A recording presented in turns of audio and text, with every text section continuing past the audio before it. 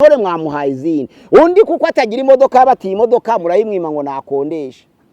Baravuga ijambo ry'Imana ravuga ngo ufite azongererwa udafite azakwa nico yari afite. Kubera iki? Kubera yari afite itaranti imwe bakayimwaka bakayiha weshanu, amafaranga dukwiriye kuyarundira ku muntu ufite ayandi. Ntabwo ariko bisobanura. Anuka nuvanga igipimo cyo gukiranuka mu mubwiriza igice ca 7 umurongo wa 20:16. Umubwiriza 7:16 haravuga ngo ntugakabye gukiranuka. Iryo rishaka kuvuga iki? Gukiranuka ni ukwirinda ibibi, ariko ntugakabye gukiranuka ni ukuvuga ngo niba umuntu ari gushakishwa akabagezi wawe bagiye kumwica, akisha mu nzu yawe bakakubwira bati wewe uri umukristo urasenga turabizi, nta muntu wahishe, icyo gihe ni ikigerageza uba wahuye naco, kuko ntabwo wemeye gutanga umuntu ngo yicwe. Ariko kuvuga ngo ntawe uhari ahari ntabwo ari ukubesha. Ukavuga uti kubesha ni icaha, arahari ariko mu mubabarire watsinzwe. Twongeye kubashimira bene data abatwumva badukurikirana mu ijambo ry'Imana. Twahamagariwe kwamamaza ishimwe no kumenyesha abantu bose ubutumwa bwiza nk'uko inshingano Kristo yadusigiye ikomeye ivuga ngo nahawe ubutware bwose mu ijuru no mu isi, nuko mugende muhindura abantu bose kuba bigishwa banje. Iyo niyo nshingano twatangiye kandi dukomeza tunagikomezana n'uyu munsi kugeza ku iherezo ry'ibihe. Ndabashimiye bene data batugana. Ni Pastor Mpazibire ugiye kubagezaho ikiganiro cy'ijambo ry'Imana. Turabanza gusoma muri Luka, ubutumwa bwiza bwa Luka igice ca 16 umurongo wa mbere turageza ku murongo wa 12 twumva uko atubwira. Kandi abwira abigishwa be ati, ni Luka 16 umurongo wa mbere kugeza ku wa 12. Hariho umutunzi wari ufite igisonga cye bakimuregaho ko caye ibintu bye. Aragihamagara arakibwira ati, ibyo nkumvaho ni ibiki? Murikira ibyo nakubikije kuko utagikwiriye kuba igisonga cyanjye. Icyo gisonga kiribwira kiti, ko databuja ari bunyage ubutware bwanje, nkaba ntashobora guhinga, nkaba ngira isoni zo gusabiriza, ndagira nte? Have nzi icyo nzakora kugira ngo nimara kunyagwa bazandaze mu mazu yabo. Ahamagara ufite umwenda wa shebuja wese, abaza uwa mbere ati, harya databuja kwishyuza iki? Aramusubiza ati, inshuro 100 z'amavuta erayo. Nawe ati, enda urwandiko rwawe wicare vuba wandike 50. Maze abaza undi ati, harya wishyuzwa iki? Aramusubiza ati, inshuro 100 z'amasaka. Aramubwira ati, andika. Enda urwandiko rwawe wandike 80. Nuko shebuja ashima icyo gisonga kibi, kuko cakoze iby'ubwenge, kuko abana b'isi ari abanyabwenge ku byo ku ngoma zabo kuruta abana b'umucyo. Kandi ndababwira ukuri nti, ubutunzi bubi mu bushakisha inshuti, kugira ngo nibushira bazabakire mu buturo bw'iteka. Ukiranuka kucyoroheje cyane abakiranutse no kugikomeye, kandi ukiranirwa kucyoroheje cyane abakiraniwe no kugikomeye. Niba mudakiranutse mubikijwe ubutunzi bubi, ninde uzababitsa ubutunzi bw'ukuri? Kandi niba mudakiranutse ku by'abandi mubikijwe, ninde uzabaha ibyo mwitegekaho? Amena. Ijambo ry'Imana ritubwira umukiranutsi. Turareba ijambo gukiranuka. Hano hari umutunzi wari ufite igisonga cye bakimuregaho ko caye ibintu bye, ariko amagambo aratambuka, ca gisonga kiza kumva ko bari bukirukane.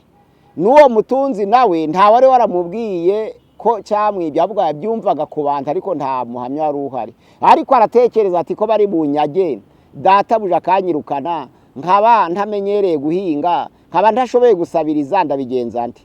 Ariko yibuka ubwenge aravuga ati, have nzi icyo nzakora. Abagiye bafata amadeni bose ninje banyuragaho kandi ninje ubazi.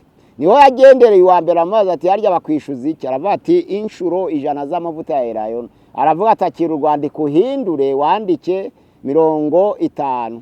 Arongera asanga undi wa kabiri ati harya tukwishyuza iki? Ati ni inshuro 100 z'amasaka. Ati fata urwandiko rwawe wakire noneho wandike 80.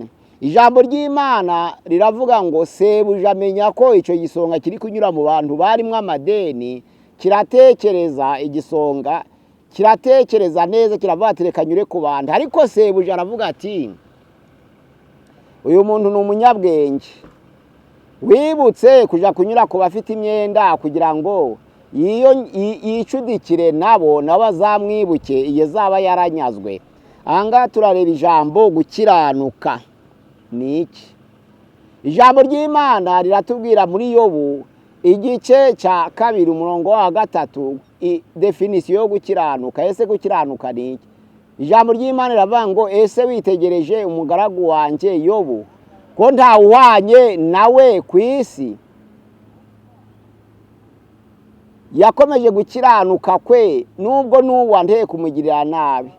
Wamboneye umugaragu wanjye Yobu ko ntawuhwanye nawe ku isi, yakomeje gukiranuka kwe nubwo wanteye kumugirira nabi nkamuhora agatsi. Ijambo ry'Imana riravuga ko gukiranuka muri definisiyo ni ukwirinda ibibi.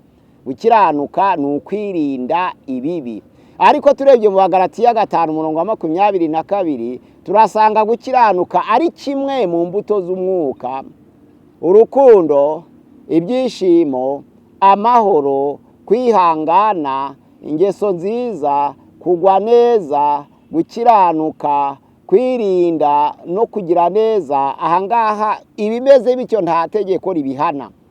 Iyi ni imbuto y'umwuka rero ikomeye yo gukiranuka. Ariko ijambo ry'Imana rivuga ngo ukiranuka yirinda ibibi. Ahangaha turareba ingingo ya mbere, ni gute twakiranuka nk'uko ijambo ry'Imana ritubwiye mu butunzi bubi. Ese ubutunzi bubi ni iki? Ubutunzi bubi mu rindi jambo ni ubutunzi bw'isi.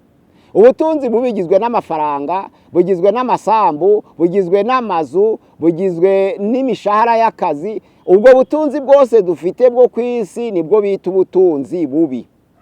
Ariko ubwo butunzi bubi hano ku isi turabukeneye kuko tububyaza ubutunzi bw'ukuri. Ijambo ry'Imana riravuga ngo abanyabwenge b'iyi si bakoresha bwa butunzi bwabo bubi bakabubyaza ubuturo bw'iteka. Narizo mpamvu bavuga ngo umunyabwenge akoresha ubutunzi bubi akabushakisha inshuti kugira ngo azakirwe mu buturo bw'iteka. Nuvuga ngo niba amazu aduteranya, niba amasamba aduteranya, niba amafaranga aduteranya, koko ni ubutunzi bw'isi kandi ni ibintu bitazaraga ubugingo barogo tuzajanwe nabyo mu ijuru. Nizo mpamvu babyise ubutunzi bubi. Ariko ijambo ry'Imana rivuga ngo twe kubugira, ahubwo ravuga ngo tubugire, ariko tugire ubwenge ko kubyaza ubutunzi bw'iteka.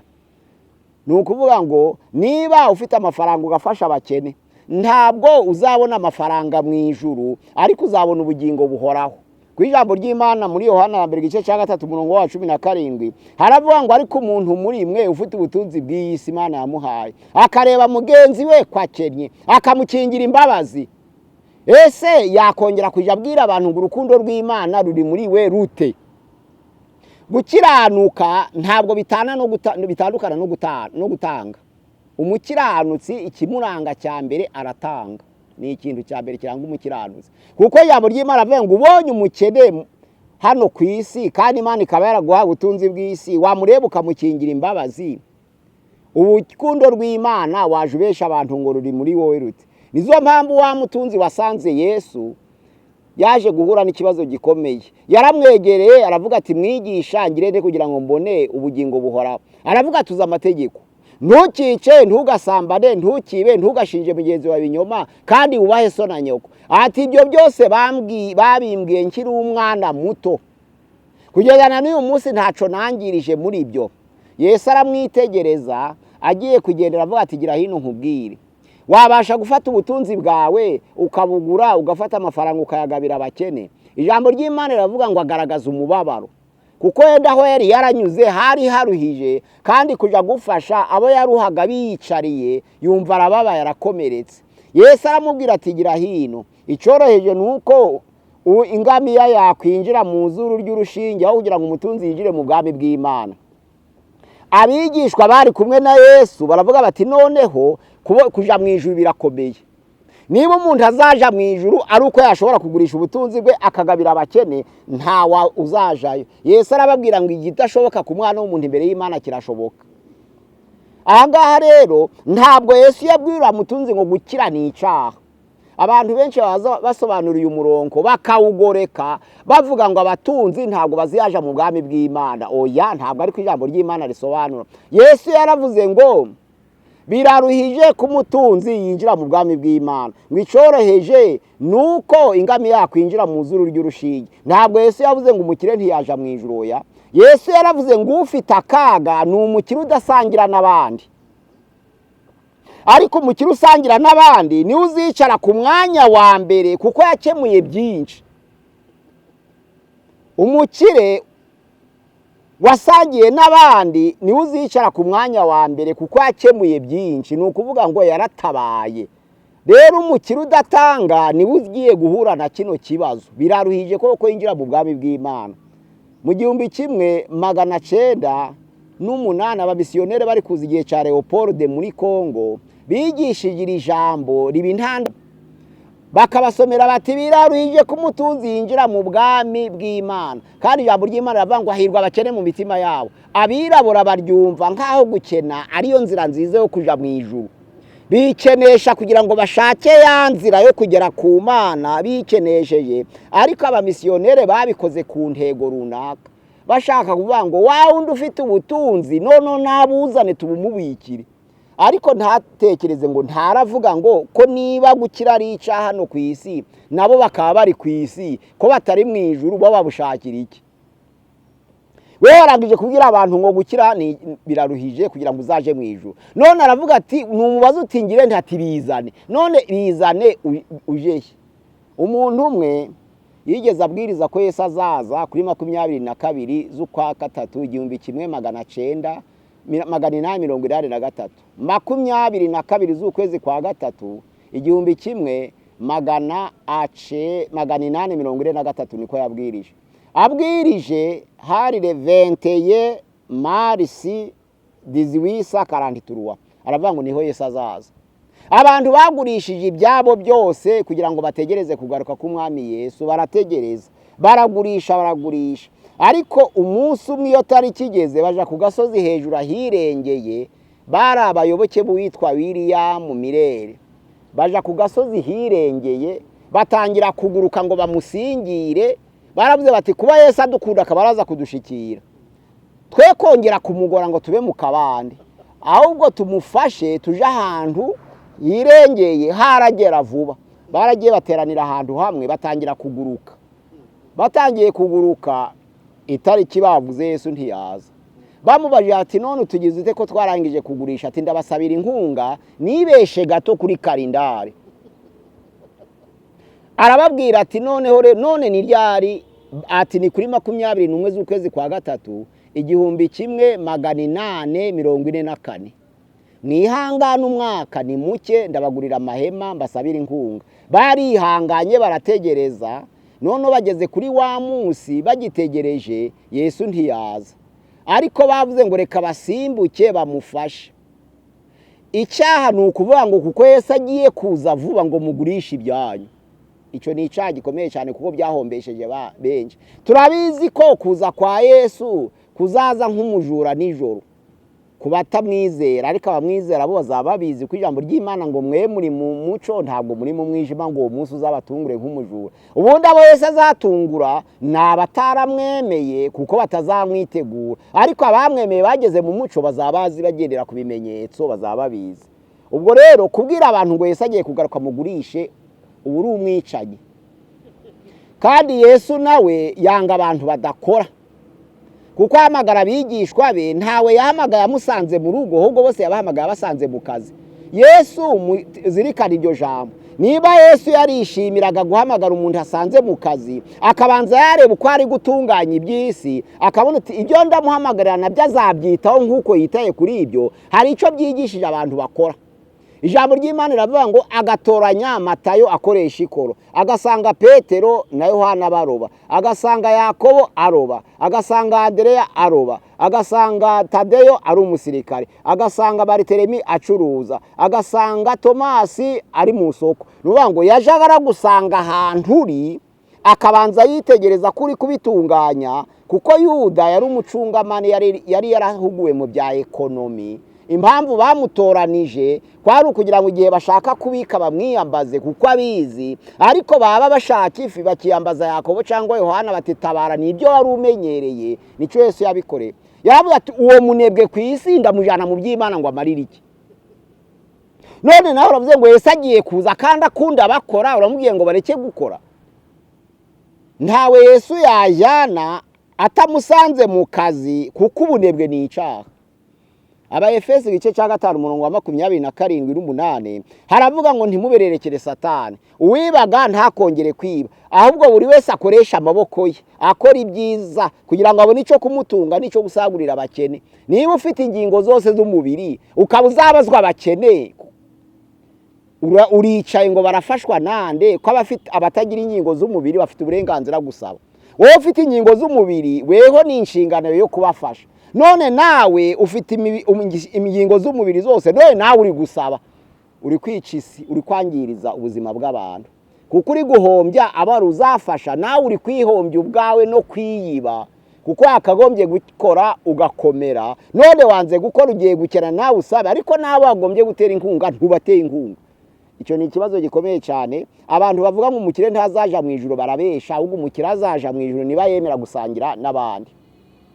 Ubutunzi bubi rero ni amafaranga, ni amasambu, ni amazu, bya bindi dukoreshereza hano mu isi. Ariko Yesu aravuga ngo ni iby'ingenzi kuko bidufasha kubaka ubutunzi bw'iteka. Uwo mukene ukiyandikisha mu ijuru, ucumbikira umukene ukwandikisha mu ijuru, waba ugabiye umuntu mugenzi wawe itungo ukandikisha mu ijuru. Bwa butunzi bubi budahesha ubugingo hano ku isi tukabutegura neza, tukubaka ubutunzi bw'iteka. Ahangaha rero hari ugufasha abantu mu butunzi bubi, hari no gufashisha abantu ubutunzi bwiza. Ijambo ry'Imana rivuga ngo niba ufite inka sangira na rubanda, niba ufite amazu ufasha rubanda. Ntabwo ijambo ry'Imana rivuga ngo bibahe byose wese wabahute, ahubwo reba abafite ibibazo ubafashe, kuko abadafite ibibazo bye bo barishoboye, n'abanebwe nabo ni abanyabyaha. Ahubwo niba umuntu aje kugusaba imfashanyo afite ingingo z'umubiri, aho kugira ngo umuhe amafaranga amuha akazi. Ntugahe umuntu amafaranga, ntabwo ari byiza kumenyereza amafaranga umuntu ufite ingingo z'umubiri, ahubwo umwigisha gukora kugira ngo za ngingo ze nazo zibyara umusaruro. Ubutunzi bw'ukuri rero ni impano z'umwuka. Akenshi usanga bahawe impano z'umwuka nabo bazikoresha nabi. Umuntu niba ari umuvugabutumwa kabuhariwe w'ikirangirira kumva ko ashaka kuvuga ubutumwa wenyine. Niba ari umuhanuzi ufashe iteraniro akumva ko ashaka umuhanuzi wenyine, ntabwo ari byo. Twari dukwiye guhabwa impano z'umwuka tukazikoresha kugira ngo zifashe abandi no kungura abandi nabo bazigire. Umutunzi umwe yagiye kuja mu rugendo, ahamagara abagaragu barababwira ati ngiye kubasigira akazi n'ibintu byanje, ngiye kubasigira imitungo yanjye. Ahamagara umwe aramubwira ati fata itaranto 5. Ni Matayo 25:14-30. Ahamagara undi amuha itaranto 2. Amuhamagara undi amuha itaranto 1 arigendera. Ijambo ry'Imana avuga ngo wundi w'itaranto 5 aragenda arazigenza, arakora azibyazamo igize 5. Uwahawe 2 nawe aragenda arakora arazibyazamo izindi 2. Uwahaye 1 aragenda arayitaba ariyumvirira. Sebuja agarutse, wa wundi wahaye 5 aravuga ati databuja wansigiye itaranto 5, ndazigenza nkuramo izindi 5 ziba 10 ngizi. Aravuga turakoze mugaragu mwiza wakiranutse muri bike. Turi kwiga ku ijambo gukiranuka. Wakiranutse muri bike, Imana izakongera ubutunzi bw'iteka. Uwebyira araza amwereka 4. Aravuga turakoze mugaragu mwiza wakiranutse muri bike, uzahabwa ubutunzi bw'iteka. None wa wundi w'imwe aravuga ati ngewe rero databuja narakumenye, nzi ko usarura ibyo utahinze, ufite ubushobozi. usanga ahantu bahinze ukabisarura kandi atari wowe wabihinze. Icya kabiri, uzi guhunika ibyo utagosoye. Narakumenye rero mbona kuri umunyamwaga. Kubera iki? Niba uhunika iby'abandi wakora ku byawe yabaho. Ngi akira ibyari ibyawe tutagira ico dupfa. Aravuga ati rero wa mugaragu mubi we, ko waruzi ko nsarura ibyo ntahinze ntabibye, ukamenya ko mpunika ibyo ntagosoye, ntiwari ukwiriye kuyihundi nawe akayigenza naza akanzanira akayimpana n'inyungu. Abwira abantu ngo muyimwake muyihe uwabashije gukora umurimo wo kuzigenza. Barayimwaka bahereza aho nibitarante 5 kugira ngo ayongere kuri zindi kuko ari uzi gukora. Ijambo ry'Imana ravangwa igira hino ngo ni mu mujugunye hanze mu mwijima aho bazarira no guhekenya amenyo. Ahangaha abantu benshi baragitwaza bakarimbura bitewe no kubyumva nabi. Kuvuga ngo ufite azongererwa, udafite azakwa nico yari afite, no mu rusengero barabikoresha. Umuntu yakora ubukwe afite imodoka bakamutiza imodoka zose bakamuha n'amafaranga yose bafite. Umuntu yakora ubukwe atishoboye bakamwihorera.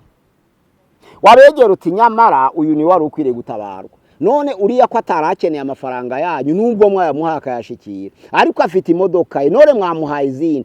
Undi kuko atagira imodoka bati imodoka murayimwima ngo nakondesha. Baravanga ijambo ry'Imana ravuga ngo ufite azongererwa, udafite azakwa nico yari afite. Kubera iki? Kubera yari afite itaranti imwe bakayimwaka bakayiha we5. Amafaranga dukwiriye kuyarundira ku muntu ufite ayandi. Ntabwo ariko bisobanura. Ntabwo ariko bisobanura. Bishaka kuvuga ngo Imana nibaraduhaye impano z'umwuka.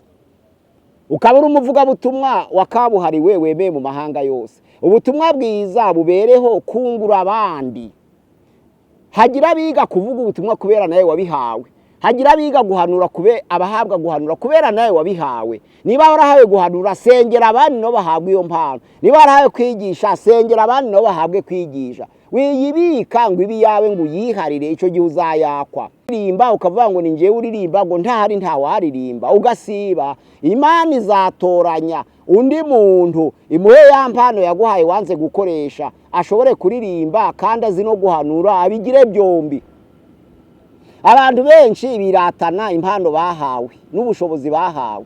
Yabazi kubwiriza akishira hejuru, yabazi gusenga akishira hejuru, yabazi guhanura akishira hejuru, yabazi kuvuga indimba akishira hejuru, yabakora ibitangaza asengera abagwa akishira hejuru. Ariko ijambo ry'Imana riravuga ngo izo mpano twazihereye kugira ngo tuzibyaze umusaruro n'abandi bazihabwe bazigire. Ntabwo tuzakora wenyine. Wese n'ubwiriza ubutumwa bwiza ukanga ko abandi babwiriza ugapfa, hazabwiriza nde?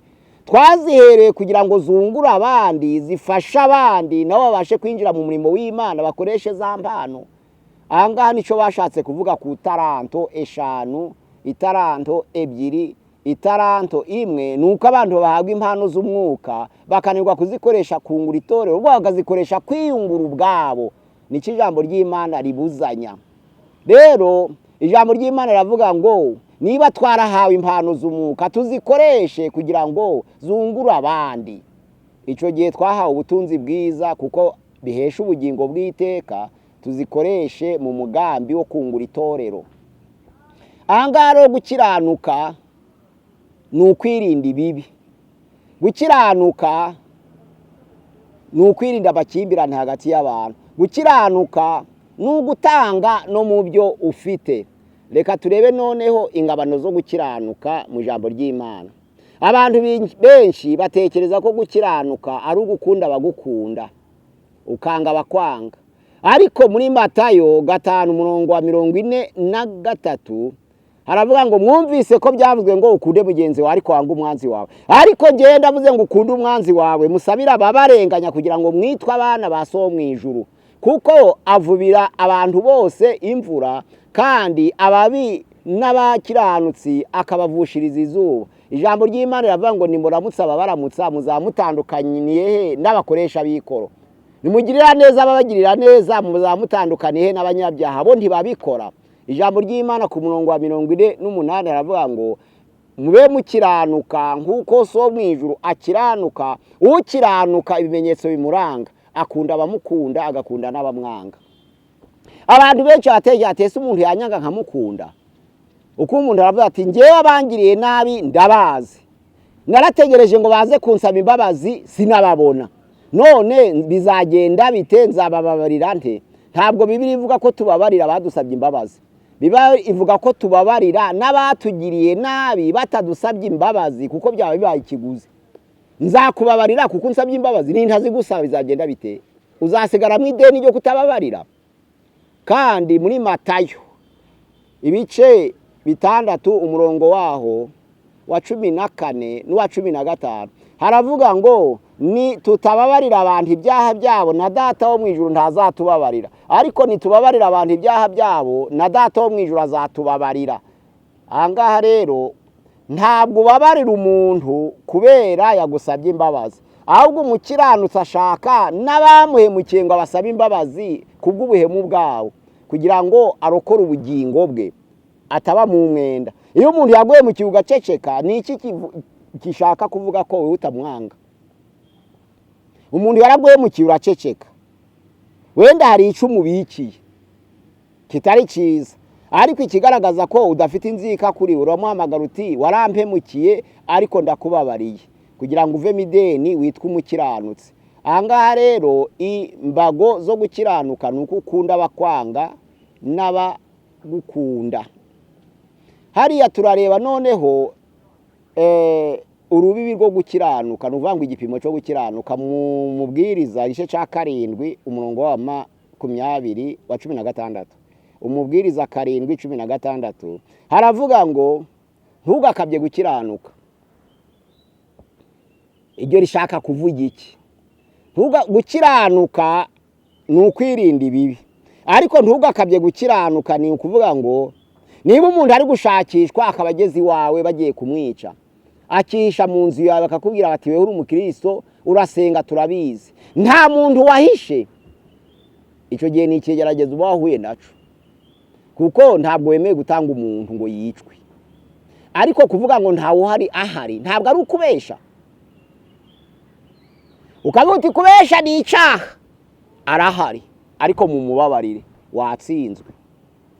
Ntawe utanga umuntu wihishe muwe, kandi niyo yaba akiranuka cyangwa adakiranuka, niba uhishe umuntu icyo bashatse kuvuga ngo ntugakabye gukiranuka, ngo uvuge ngo njyewe narakijijwe nsenga buri munsi ndi umuntu w'Imana, niba umusinzagezi wanjye ntabwo nzamucumbikira. Uko nugukabya gukiranuka,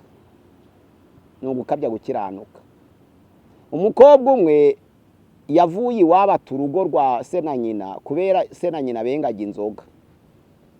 Aragenda ajya kwa mushumba, aravuga ati mushumba wanje ndarambiwe. Urambiwe iki? Kubi wacu byagenze bite? Barambwira ngo nterure inzoga, iyo bamaze guteranya barambwira ngo ni interure njana aho bagurishiriza, none ndabyanze.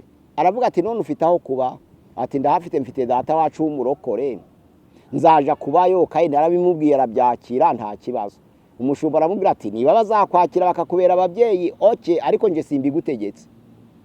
Aragenda aja kwa se wabo atase na nyina, agezeyo musaza we kwa se wabo amutera inda.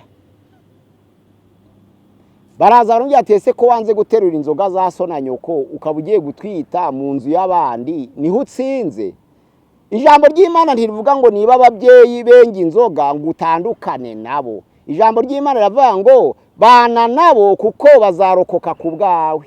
Ni wewe uzabigisha, none se nubasiga bazigishwa nande? Ni wewe wari ukwiye kubereka umuco. Terura ariko we kunywa. None numara kubamurikira ubereye imbuto, nabo bazifuza gusa nawe bahindukire, kandi nibabona ubagoye baza kureka baguha umudendezo wawe. Ariko wita ababyeyi ngo kubera bakora ibyo udashaka, kuko nibo bakureze, nibo bakubyaye, nibo bagukujije. Hari igihe umuntu ava ku kazi, iyo dutanye inyigisho z'abubatse, hari inyigisho z'abubatse bafite abagabo b'abapagani zigomba kuba ukwazo. Nja mbwira itorero ntimwe kuja muvanga. Niba abagore bafite abagabo b'abapagani, abandi bakagira abagabo babo bakiriso, niba inyigisho zimwe ko ntibasabwa bimwe. Muje mugira ibyiciro bitandukanye, ic'abagore b'abakristo bafite abagabo b'abapagani, ic'abagabo b'abakristo bafite abagore b'abapagani, abari bo babe hamwe. Ariko habica abagore b'abakristo bafite abagabo b'abakristo. Kubera iki? Umugabo azava ku kazi abwira umwana bati sha pereza sigarete hariya kuri butike, ati katika jina la Yesu toka shetani. Njyewe ejo bundi narakijijwe none untumye itabi. Niba swari umupagana azavuga ati rero ninde wakubujije ko nzagutuma itabi? Ati ni pasiteri. Okay, nishyuye igihembwe cya mbere, wakubujije ko ngutuma zishuri cya kabiri. Igihembwe cya kabiri cyagera, umwana akaja kwa mushumba ati mushumba rero banze kundihira kubera iki? Ati data ntumye itabi ndanga. Mushumba ishura rero, hishura, kuko nutishura uraba usenya ubutumwa watanze. Ugomba kwishura, cyangwa ukamusengera akazagira icyo gutangira, yabonye undi uyamuha ukavuga uti nije wasenze kugira ngo uyabone. Ariko ikitari ico, niba umugabanane bakabavuye ku kazi, ntumupagane wakabuhariwe. Kenshi usanga itora ryo risenya ingo z'abandi. Abwiye umudamu we w'umudiyakoni ati diyakoni mpereza icupa hariya rya mitsingi, mwizina rya Yesu toka shetani. Ati ndakwemereye mbaye satani, ndakwemereye. Ariko umenye ko nawe uri umukristo ari gukabana nayo. Noneho ro nanje ubwo mbaye satani ndaguhunze. Umugabo akagenda akangara. Haba ni mugoro umugabo akavuga ati kandi ubwo we utashaka ko bana nanje kuko mbaye satani, mvira mu nzu, kw'inzu ni ya satani. Ninje wayubatse, ntabwo ari wowe. Inzu ndi satani, n'inzu ni ya satani ivemo. Uje mu ya Yesu. Akagenda ni mugoroba ari kubebera no kwa pastor ati mushumba banyirukanye. Yagiye gusenga abona amazu ku rusengero, agira ngo na ya pastor ntazi ko afite komite y'itorero. Hati mpereza rero aho kuba, kuko umugabo wanje yambwiye ngo mve mu nzu ye je mu ya Yesu. Pastor nawe ubwe nta nzara agira, agiye gutegeka abantu kuva mu mazu yabo ataragira inzu. Aco gihe yangirije ubutumwa bwiza. Wamubwiye kubaha umugabo we ntayinywe, ariko akubaha umugabo we, ko umugabo ari umupagani, ko kumutuma cyemera nibyo bizatuma uwo mugabo aza. Naho namutuma kanga uzaba ubahanganishije, wa mugabo rero ntabwo azaza. Ikindi biraruhije, umupasiteri witwa Mpyisi yaravuze ngo ntukaje urihutira gutandukanya umuntu n'ikintu utari wategura icyo kugisimbura. Mpyisi ni wavuze ngo ntukaje uritegura gutandukanya umuntu n'ikintu utarategura. Uragiye usanze umupagani ari kunywa inzoga hariya, uravuze turi kunywa inkari ya satani, toka bivemo. Kuki utajanye fanta? Uzane fanta utereke iruhande rwa byeri, uvuga uti gerageza naha wumve, maze ugererage. None ugiye kumubwira ngo toka shetani wanyoye inkare ya satani, icyo kugisimbura kiravahe? Wazakubwira ati iri ni umuntu urimpaye ku buntu, nawe muhe vitaro ku buntu, turebe ko ubutumwa bwiza bwawe buri kugendana n'ukuri, turebe ko biri kugendana no gukiranuka. Hariho ni ikibazo gikomeye. Iherezo ryo gukiranuka, ijambo ry'Imana mu Byahishuwe igice cya 2 umurongo waho ni uwa 10, haravuga ngo uje ukiranuka kugeza imperuka nawe uzahabwa ikamba ry'ubugingo. Abantu bazakiranuka bose bakageza imperuka bazahabwa ikamba ry'ubugingo. Hari amakamba 7 twasezeraniwe, ariko harimo ikamba ryo gukiranuka. Hari ikamba ritangirika, hari ikamba ry'ubugingo, hari ikamba ryo gukiranuka, hari ikamba ry'icubahiro, hari ikamba ry'ubwiza, hari ikamba ry'ibyishimo muri Bibiliya, hari ikamba ry'izahabu. Aya ni amakamba 7 Imana yaduteguriye tuzahabwa kubanesheje. Uro kubatsinze banesheje gukiranuka bafite ikamba ryo gukiranuka, kuko naryo rihari.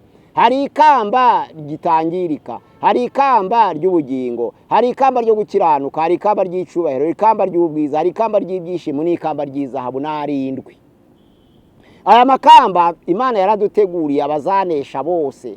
Ariko niba uzahabwa ikamba ryo gukiranuka, nuko uzaba warakiranutse kugeza ku gupfa. Niba uzahabwa ikamba ryo gukiranuka, ijambo ry'Imana muri Timoteyo wa 2 igice cyaho cya 4 umurongo wa 6 haravuga ngo ubu ngiye maze kumera nk'ibisuka ku gicaniro, igihe cyo kugenda kwanjye kirageze. Narwanye intambara nziza, narangije urugendo, narinzi ibyo kwizerwa, igisigaye mbikiwe ikamba ryo gukiranuka, ari ryo umucamanza utabera zamba kuri urya munsi. Aravuga ati nyamara ntabwo ari nje nyine, ahubwo nabategereje kuzaboneka kwe bose. None hakaba none ibihembo by'abakiranutsi. Twumvisha ibihembo, amakamba. Ahangaha Pawulo aravuga ati uwarwanya intambara nziza akarangiza urugendo akarinda ibyo kwizerwa none agategereza ikamba ryo gukiranuka tuzahabwa kuko twariteguriwe abazakiranuka bose azaba yanesheje kandi aya makamba yose azahabwa abanesheje gusa. Ndabasabira bene data kugira ngo mu gukiranuka kwacu tumenye ingabano zo gukiranuka izarizo.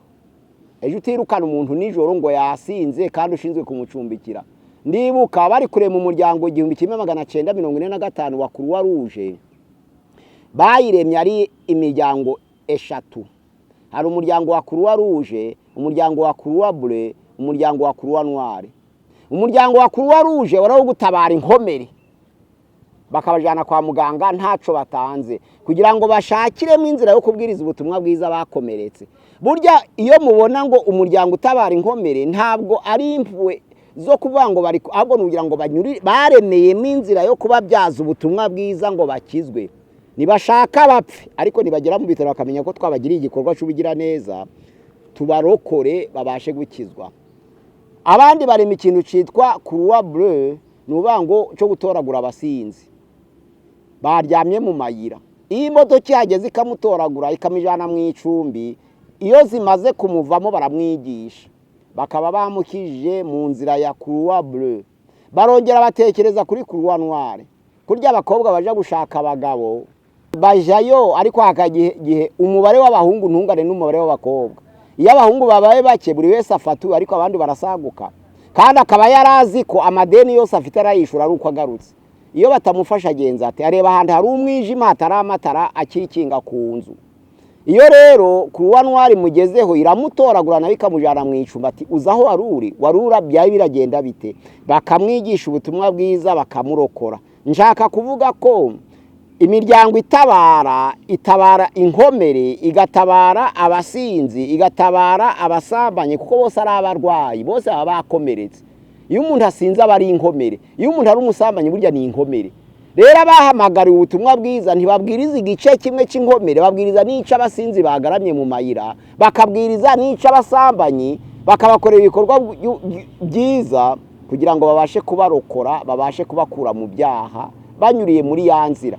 Buryo umuntu wari utagira harari y'umucumbikiye abyibazaho, yatekereza ku neza yawe akaba yakwifuza gusa nawe. Niko abantu bagiye barakizwa. Naho indani tuzitererane tuzibwirize, abasinzi tukabareka bakavuga ngo baratabara inkomere. Uwo ni inshingano ya Croix Rouge ariko si ya Croix Bleue, ntabwo ari ya Croix Noire. Iyo miryango yashingiwe rimwe ko ari 3. Hari uwo gutabara inkomere, uwo gutabara abasinzi no gutabara abasambanyi. Babandi babuza abakiriya bagiye muri boîte bakabura na transport bagarura geneye gutabarwa. Imana yacu dusange kugira ngo dukiranuke. Ukiranuka rero ntabwo afasha uwakunze. Nizo mpamvu ikizakugaragariza umuntu kwanga agufasha agusabye ingwate. Arakubwira ati rero nagukundaga pe ariko nzongera kugufasha utakiri umugaturika. Uwo ngo ntabwo agukunda arakwanga. Ni ikimenyetso ca mbere. Undi akavuga ati natekereje kugufasha ariko baza kumbwira kunywa inzoga, mbona ko amafaranga naguha wayanywera, mpitamo kuyakwima. Ntabwo ushinzwe gutegeka ibyo kurya, ushinzwe gutabara. Kuko niba umpaye wintegeka icyo ndayakoresha. Ariko nza abantu benshi bahagaritse inkunga, murabati umuntu w'ikirema yansabaga amafaranga hariya kuri centre ya Ngororero, ngashira amafaranga ku biganza bicitse, ariko umuntu aza kunyongorera ko burya maraga kuyamuha akaja kuyanywera. Ndabihagarika. Naramubaje nti warabihagaritse ati warabihagaritse ati narabihagaritse. Ihane tugusengere numara uje kwishura ibirarane kandi ukomeze. Urahagarika inkunga ngo kuko wumvise ko yanywereye, ubwo suzasambanira uzamubwirwa niki? Uwo ngo wagize amahirwe umubona kuko wahuye newe yasinze, wasambanye uzamubwirwa niki utamufasha? Tanga amafaranga, ibyo azakora biramureba, ntabwo bizagushira mu rubanza. Ariko ikizagushira mu rubanza ni ukudatabara kubera wise umuntu mubi. Imana yacu dusange dukiranuke ngo mube mukiranuka nkuko so wo mwijuru akiranuka. Imana yacu dusange kandi ijambo ryayo rigere hose mu izina rya Yesu Kristo. Amina. Ni Pasteur Mpazibirego Pierre ubagejeje ikiganiro. Nimero ya WhatsApp ni 0786 669 620 07866692 nkorera kuri channel ya gusenga everyday kubashaka gukurikira ibiganiro byinshi bazahambona. Imana iduhana umugisha. Mana turagushimiye turaguhimbaje ugize neza kubw'ijambo ryawe. Reka ijambo ryawe ryemeze imitima ya benshi. Waravuze ngo waradutoranije kandi turabatambyi b'ubwami, turabavuga butumwa nk'uko inshingano ikomeye Yesu Kristo yadusigiye ngo mugende mu mahanga yose muhindura abantu bose kuba bigishwa banje. Natwe twahinduriye amahanga kuba bigishwa ba Yesu Kristo. Reka ijambo rye ryamamare ku isi, giye kugarukira muri Afrika gusa, ahubwo rigere mu mahanga yose, mu migabane yose, kugira ngo abantu bose bemezwe n'ijambo ryabahindukiriye maze ubakize. Tubyambaje mu izina rya Yesu Kristo. Amina.